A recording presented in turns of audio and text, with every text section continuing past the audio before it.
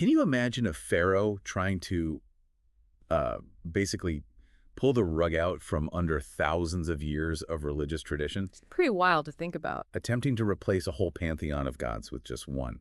In Egypt, the land of countless deities, he actually sparked a single god revolution. Quite the gamble. Let's dive into this because this session is all about that radical shift.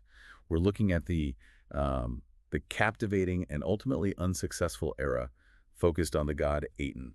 And we're drawing from that article, Aten, the god who rewrote Egypt's history. Exactly. Our goal here is to pull out the most significant, the most thought-provoking insights from this, well, crucial yet often kind of overlooked chapter in ancient Egyptian history for you. And what's fascinating right from the start, I think, is just the sheer scale of the established religious system Akhenaten was trying to dismantle. It was huge, wasn't it? Oh, absolutely. For over 3 millennia, Egyptian society, their whole understanding of the world, was deeply interwoven with this complex web of gods and goddesses.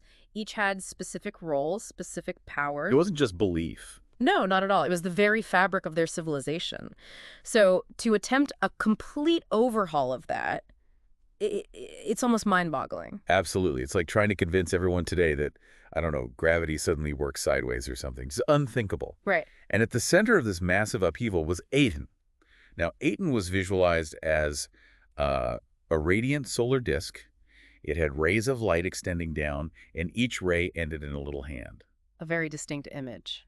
Yeah, and crucially, this wasn't about adding a new deity to the existing lineup. This was presented as a total replacement. Aten was declared the one and only god. And that distinction is so key. This wasn't an attempt to, say, merge Aten with the existing gods. That process, syncretism, where beliefs blend together. No blending here. No. Instead, it was a forceful rejection of the old ways. And the man behind it all was Pharaoh Amenhotep IV, who then significantly changed his name. To Akhenaten. Akhenaten, meaning effective for Aten. That name change itself was a massive statement, wasn't it? It signaled his complete dedication to this new deity and really the whole direction of his reign. So he essentially rebranded himself and the nation around this singular solar power. Exactly. And he actively suppressed the worship of traditional gods. The big one, Amun-Ra, who was once paramount, became a prime target. In reading the article, it sounds like this wasn't a gentle persuasion campaign. Oh, definitely not. It details a swift and forceful implementation. We're talking iconoclasm, the deliberate destruction of religious images, temples. Smashing idols, basically. Yes, alongside official royal decrees. Which, raises that fundamental question. What drove a pharaoh, who's already at the peak of earthly power, to instigate such a potentially destabilizing revolution? Yeah, why rock the boat so violently? Well, this is crucial for understanding Akhenaten's motivations, and scholars generally point to a couple of interconnected factors. One big theory revolves around political power. The priesthood of Amun, centered back in Thebes, had accumulated just immense wealth, land, influence, potentially enough to challenge the pharaoh's own authority. So a rival power base. Quite possibly. So by elevating Aten and, crucially, dismantling the Amun cult, Akhenaten could centralize religious control directly under the monarchy. It was a way to consolidate his own power. Like restructuring the power dynamics of the whole state. Precisely. So a key element was likely about who really held the reins in Egypt. That makes a lot of sense in terms of, realpolitik. But the article also talks about the unique nature of Aten itself, this idea of it being a universal divine force. Yes, and that's the other side of it. If we think about the broader implications, Aten's symbolism is quite remarkable for the time. How so? Well, unlike the traditional Egyptian gods, who were often depicted in human or animal form with specific bodies. Right, the familiar figures we see. Exactly. Aten was primarily represented as this abstract solar disk. Its rays, extending to all aspects of life, symbolized its omnipresence, its role as the ultimate source of energy and sustenance for everyone, regardless of their social standing or where they lived. So more universal. Yes, exactly. This concept of universality could have served as a powerful unifying ideology. It suggests a cohesive Egypt under the singular authority of Aten, but importantly accessible only through the pharaoh. It was a very different way of thinking about the divine. And those rays ending in hands. That's such a striking visual detail you mentioned. It really is. It conveys this sense of an abstract power, but one that's directly engaging with and nurturing the world. It feels different from the more distant or anthropomorphic traditional gods. A very different feel, yes. more immediate, maybe. And to really cement this new order, Akhenaten didn't just change the religion, he moved the entire capital city. He moved the capital. Precisely. A radical step. He abandoned Thebes, which had been the religious and political heart of Egypt for ages, and built an entirely new city dedicated solely to Aten. Wow, where? This was Akhetaten, meaning horizon of Aten, located in the area we now call Amarna. And you have to understand, this wasn't just moving the royal court. It was symbolic. Hugely symbolic, a physical embodiment of this complete ideological and religious reset. Imagine the sheer effort, the resources poured into constructing a new capital from scratch, purely for this revolutionary religious idea. A total break from the past. And at the heart of this new Aten-focused society was something called the Great Hymn to Aten. Sounds like that's pretty important for understanding the shift. Absolutely. The Great Hymn is, it's a powerful and quite beautiful piece of religious poetry.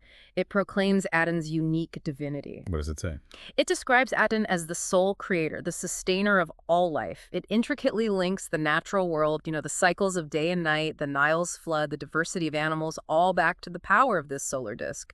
So connecting nature to Aten directly. Yes. But what's also really significant is how the hymn reinforces Akhenaten's exclusive role. He's positioned as the only intermediary between Aten and humanity. Ah, so everyday Egyptians couldn't just pray to Aten directly. Not according to the hymn, no. They could only connect through the pharaoh.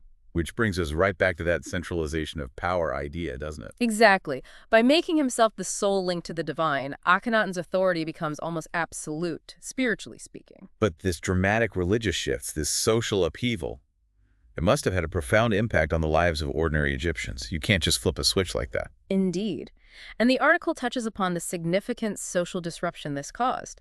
I mean, for generations, their lives, their hopes, their fears had been deeply connected to worshiping a multitude of gods. Gods for everything, right?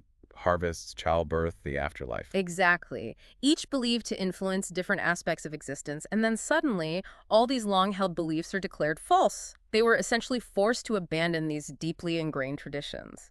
And the priesthood wouldn't have liked that one bit. Understandably, they offered fierce resistance. But for the average person, this sudden imposition must have generated immense spiritual uncertainty, maybe even anxiety.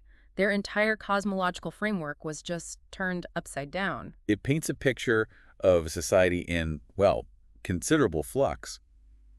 And as history tells us pretty clearly, this revolution didn't stick. No, it didn't endure. The article details the eventual collapse of the Aten cult after Akhenaten's death. Yes, the pendulum swung back, and it swung back pretty dramatically. Akhenaten's successors, like Tutankhamun, whose original name, interestingly, was Tutankhaten, reflecting that earlier influence. Oh, right. Tutankhaten to Tutankhamun. Exactly. He ultimately reversed Akhenaten's reforms.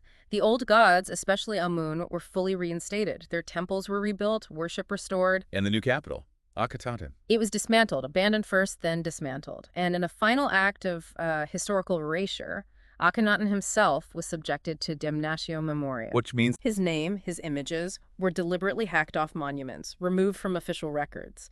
It was basically an attempt to pretend he and his whole revolution never even happened. just erase him from history. Well, However, the article makes a really surprising point here, that this relatively brief experiment with Atenism, even though it was suppressed, might have left some lasting intellectual ripples. yeah, this is where the story takes an unexpected, perhaps more subtle turn.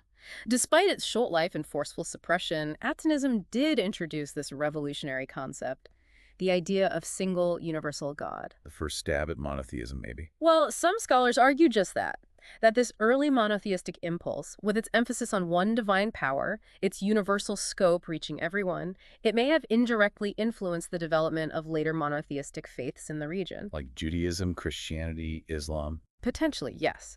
Now, a direct line of influence is really hard to prove and heavily debated. But the very introduction of the concept of a singular, all-powerful deity, and maybe some of the ethical ideas that come with that represents a significant intellectual shift in human history. So even though it failed within Egypt itself, Atenism might have planted a seed, you could say, for future religious thought. That's a fascinating and, yeah, somewhat unexpected legacy. It really is. The article uses an analogy that I found pretty helpful for grasping the sheer magnitude of this change. It compares the religious shift to an operating system upgrade. Can you maybe unpack that a bit? Sure. Think of the traditional Egyptian pantheon, all those gods, as like a complex, multitasking operating system. Yeah. Different gods handling different functions. The Nile god for floods, the sky goddess for weather, and so on. Right, lots of different apps running. Exactly. Atonism was like trying to switch everyone over to a completely different OS, a single source power grid system, perhaps. All energy, all order flows from one central point, Aten. Simpler in one way, maybe. It offered a kind of unified simplicity, yes, but it also created this single point of dependence on the system administrator, in this case, Akhenaten. It represented a fundamental shift in how they conceived of the divine and their relationship to it. So not just changing beliefs, but changing the whole structure of belief. Precisely. And that kind of radical rethinking, even when it's ultimately rejected, often leaves ripples. Comparing Akhenaten to other revolutionary thinkers helps, I think. Maybe like a Copernicus or a Luther, someone who challenged deeply entrenched dogma, even though his specific revolution didn't succeed in the long run in its original form. Okay, so let's try and summarize our exploration here. Akhenaten's Atenist revolution. Despite its eventual erasure from official history for a time, it was an incredibly daring, though definitely forcibly implemented, experiment in monotheism. Absolutely. It rose rapidly, shone very brightly for a short period, and then seemingly just disappeared, wiped away. Almost. But its very existence, this brief dominance of a singular, universal God, prompts an important question, maybe for you listening to consider. Even though it was imposed and ultimately failed, what does the story of Aten reveal to us about humanity's ongoing relationship with the divine? And maybe about the enduring allure of a unified cosmic order? That's a deep question. It makes you think about the circumstances that allow for such radical shifts in belief systems in the first place. Right, and what factors ultimately determine whether they succeed or fail in the long term? Powerful food for thought, indeed. Definitely. And if you are interested in delving even deeper into this really compelling period of history, the link to the full article is available right there in the show notes. It's worth a read. Thanks for taking this deep dive with us.